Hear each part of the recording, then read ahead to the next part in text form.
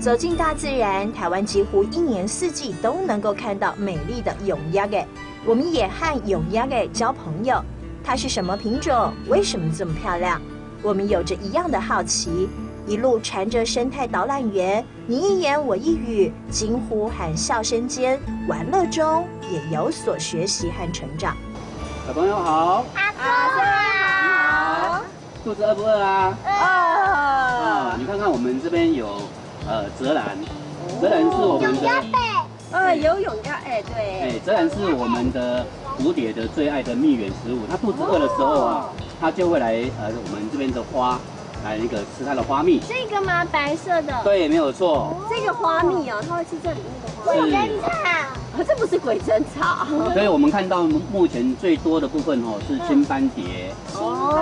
啊，你看它的尾刺的部分它有紫色的斑点的部分，那叫紫斑蝶。紫斑蝶，这是我们青斑蝶跟紫斑。对，那是我们的青斑蝶的一个最爱。你们今天有玩蝴蝶吗？有没有跟？有没有抓永鸭？有没有？有。永鸭给的种类原来这么多，身上的颜色之丰富，更是让人看了目不暇接。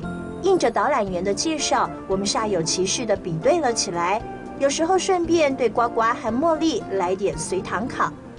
倒是知道了永鸭给爱哪种花，我开始想要在自己的院子里面也种上几株，希望能够招蜂引蝶。baby， 你看这边有好多什么？永鸭有好比怂比对啊，永鸭比怂比哈，你有看到吗？在哪里？有鸭比怂比哈。哪边？找找看，好快！那边有永鸭永鸭给比怂比哈，逗得呱呱和茉莉追着跑来跑去。阳光下，孩子们的笑声特别充满正能量。听着听着，一阵微风的到来，让人真的觉得这就是最幸福的瞬间。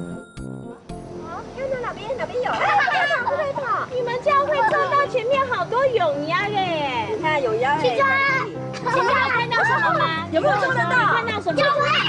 比怂比哈！永鸭比怂比哈！很棒哦！要去抓永鸭呗。生态保育很重要哎。对耶。而且你有没有觉得啊，这里很像我们家，因为有很多永鸭给比怂比哈。